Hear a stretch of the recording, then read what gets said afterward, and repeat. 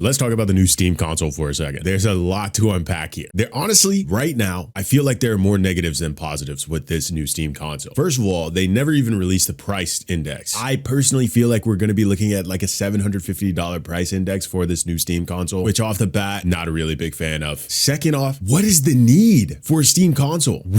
Genuinely, what is the need for a Steam console? I'm watching the Linus Tech Tips video and I'm genuinely trying to wrap my mind around at what possible moment would you not need a console or handheld gaming system that's already in society and in production and most likely cheaper. At what point would you choose not to use one of those and also at the same time not choose to just have your desktop set up?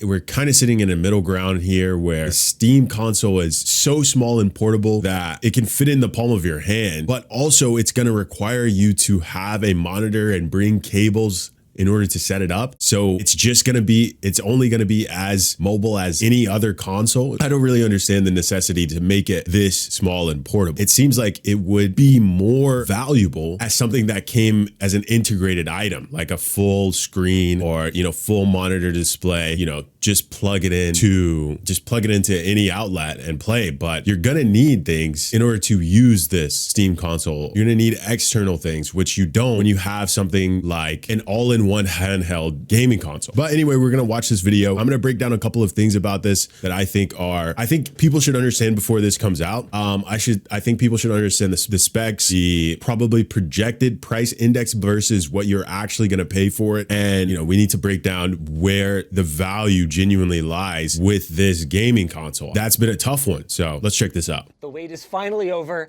The 2026 edition Steam controller. Let's start with a little history. I did watch a little bit about that controller. Fortunately, the Steam console is going to come and you're going to be able to use any controller you want on it because that controller it's nice because it allows you to play games that are not meant for a controller, which I think is a really cool idea, but it's just so far fetched from the traditional controller that a lot of people don't have fun using it. Over 10 years ago, Valve announced their first version of SteamOS, a Linux-based operating system that would free gamers from the... I'm going to be honest, I'm going to skip this. I'm not interested in the backstory. Let's get right to the specs.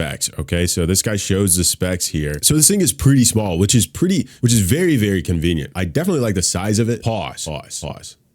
It's very compact. I think that's great. I do know that it can be used as a computer as well, which is awesome. It has Steam OS, which is really cool. But yeah, here are some of the specs. It's got two USB Type 3 ports in the front, micro SD slot. On the back, it has a USB Type C, two USB 2 Type A ports, an Ethernet port, the power port, and you've got an HDMI and display port, which is great. Honestly, that's a lot. There's a lot that you can do with that. That's a fully integrated computer setup. You can do pretty much anything you want on that. So I do understand that this is sort of a portable computer, but it's not a laptop. It doesn't come with a monitor. It doesn't come with a screen. It doesn't come with keyboard. It doesn't come with input. So it's just a brick, really. So much value of portability comes from how all-inclusive things like laptops are. And that's why people consider buying something like a laptop, which can do everything that the Valve Steam console can do, plus more. And it comes with fully integrated monitor, mouse, trackpad, keyboard, everything that you would need to get this off the ground and running as soon as you flip the screen. That's why I'm having a really, really, really hard time understanding at what point would anyone genuinely need something like this Valve Steam console. At what point would they not need a laptop? They would not need a handheld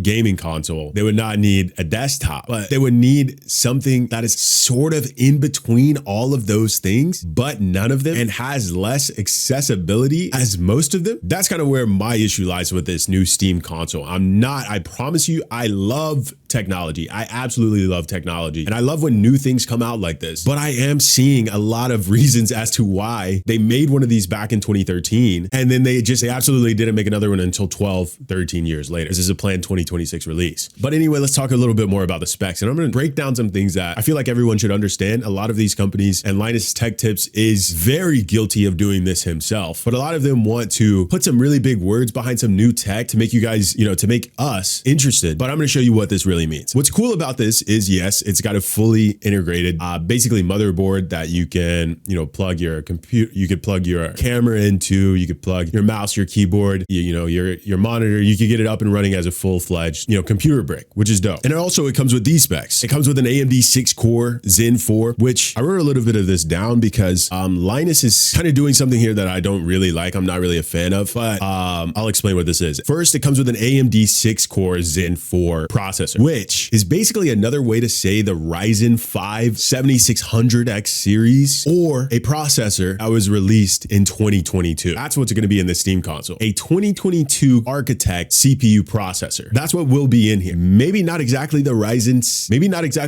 5 7600X, but something very, very similar to a 2022 Architect processor is going to be in this. And think about that. When the price point comes out at around $750 is going to be that's going to be my call. That's my bid. I will place a bet. I will place $100 bet that is going to come out. It's going to be about $750. Next, it's got 16 gigabytes of DDR5 RAM. 16 gigabytes of DDR5 RAM is going to come to about $100 USD right now on Amazon. You can buy 16 gigabytes of RAM, DDR5 for $97 USD. And finally, one of the most important aspects is it's going to come with an AMD RDNA 8 gigabyte DDR6 GPU. AMD RDNA 8 gigabyte DDR6 GPU is something I hadn't heard before I saw this video, but essentially it's another word for Gigabyte Radeon RX 9060 XT graphics card, which has the performance equivalent to an NVIDIA GeForce RTX 5060 Ti. So it's going to have a processor from 2022. It's going to have 16 gigabytes of DDR5 RAM, which is about $100, and it's going to have an 8 gigabyte DDR6 graphics card, which is equivalent to a 5060 Ti. Now that's not terrible. A genuine 5060 Ti performance is not terrible, but you have to remember that the 5060 Ti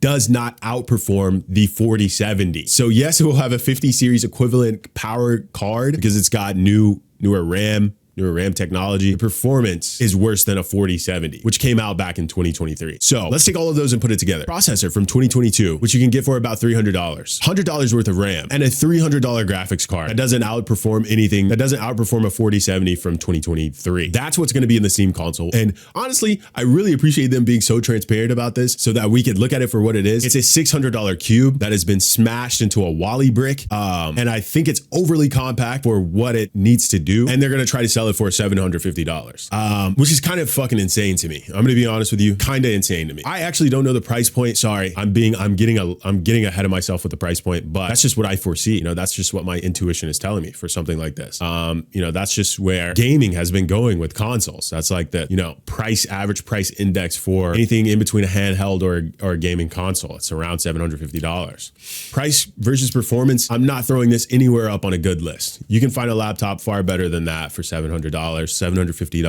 so I'm not really enjoying what I'm seeing in regards to how much strength is going to be in this thing. But I do like that it can fit in the palm of your hand like this. I think that's dope. Basically, the goal was that pretty much anything on Steam should run at 4K 60 FPS if you're willing to turn down the details and use a little bit of FSR upscaling. And we saw that on display with Cyberpunk running in the demo room at these settings. Valve says to expect medium settings, Cyberpunk. Console that's projected to come out in 2026. Running it on medium settings, you're going to pay close to $1,000 for it, and you're barely going to touch 60 FPS. Am I crazy? Okay, this is one thing that I do think that they did really well. I do like how they have haptic touch on the Steam controller so that you can play video games that are not controller compatible. I think that was a great thing, and I think that they did a pretty decent job at redesigning it. So I'm not going to have many complaints about this. Obviously, it's huge. It's probably going to feel a little bit clunky. I haven't had my hands on one, so I'm not really want to judge too far the details or how this one plays. So this is just genuinely supposed to replace a console. Folks out there, guilty, who are tinkerers, and they've come up with an ingenious design for this thing that allows it to cater to both audiences. In advance, no, you're not going to be swapping out the BGA soldered processors. Oh. But what you can do is upgrade the storage with next to no hassle to a 2230 or larger 2280 sized M.2 drive. And upgradable storage. Go that deep today, Valve also confirmed that the memory uses standard SODIMM slots. Finally, while Valve hasn't actually it's got laptop. iFixit that this product is coming yet, they did say that they're hoping to continue their partnership that they've had on the Steam Deck, making so they will have a couple of replaceable parts. It looks like SSD and memory, which is cool. That's standard. It's standard for a laptop as well. Replacement parts available for end users. I just don't get why someone would, honestly, I still don't even understand to this day why someone pays $750 for a PS5 instead of just paying $750 for a laptop. That's going to do so much more. So I guess I'm I'm coming from a point where I don't even really understand, the value of consoles these days. It's been so far removed from my area of entertainment. It's just got to be pure entertainment, probably for exclusives. Like if you enjoy Spider-Man exclusive, maybe you're going to stick to PS5. I don't know. Be honest with you, anyone that's on console still to this point, this console war, Steam console, even joining this console war, it's nuts to me. As a lifetime PC laptop user, enjoyer, this is nuts to me. All of this seems really, really far-fetched, like unnecessary, extremely unnecessary pieces of technology. Maybe that's just my opinion. If you enjoy, but that's pretty much all I have to say about this. I had to weigh the positives. I had to weigh the negatives. I do think they made the Steam console extremely compact. I think that's a great positive. If you're looking for something like this that needs to fit in your hand for some reason, when it's just going to sit on your desk like a console, you'll probably enjoy it. But yeah, that's pretty much all I want to say about the Steam console. I'll just leave the rest up for you guys to decipher. I just wanted to lay a bit of information down on the table so that people can really understand what they're looking at when they look at the Steam console. If you enjoy gaming content, make sure to subscribe for consistent uploads. Much love, goats.